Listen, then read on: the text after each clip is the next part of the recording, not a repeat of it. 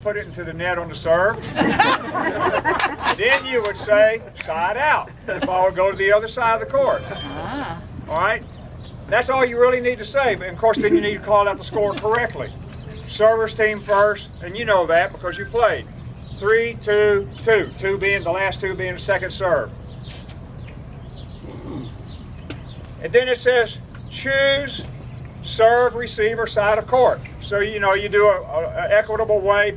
Some people put a number on the back, 1 or 2, or draw a dog or a cat or something, heads or tails, whatever, and you flip it or whatever, and then the winner of that gets to decide, do they want to serve, do they want to receive, or do they get decided they want to start a particular side of the court. Go ahead.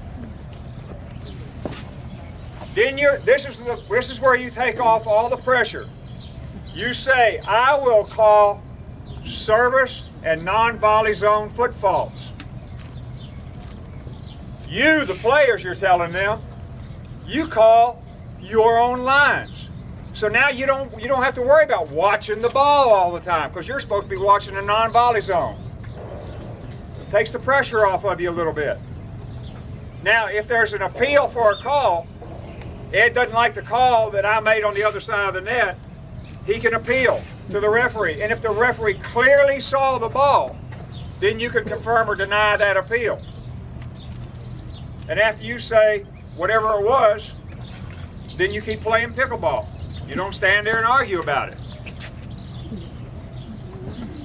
You tell them, wait until I call the score before you serve. I know we've got some first-time tournament people here.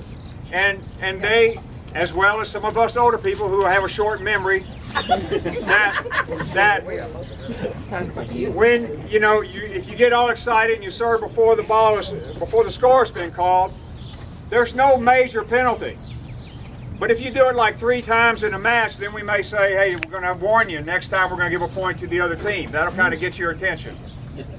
But we don't. That's one that we rarely call a penalty point for. And by the same token, when I call the score, I want to wait until the receiver is in their general area where they're supposed to be, and the server has the ball and is ready. One thing that is a pet peeve with me, I'm walking to go pick up a ball and person's calling the score already and I'm supposed to be serving. And I hadn't even picked up the ball or gotten back to where I belong. The last thing, we already talked about the pipe cleaners, they go on an ankle. By the way, I don't think we're playing any 21-point games, so there's 2 timeouts per game and 2 minutes between, a 1-minute timeout. You get 2 of them a game, and then you get 2 minutes between games. If there's an injury, you get up to 15 minutes. But you can't take, I want 2 minutes now and 6 minutes later and 4 minutes after that in the next game. It's per match. Injury timeouts are per match. If you have a question, if you've not reffed before, there are several of us in here that have pretty good experience at that. We will help you get started, we'll stay with you until you feel comfortable. But we do need refs, that's the important thing.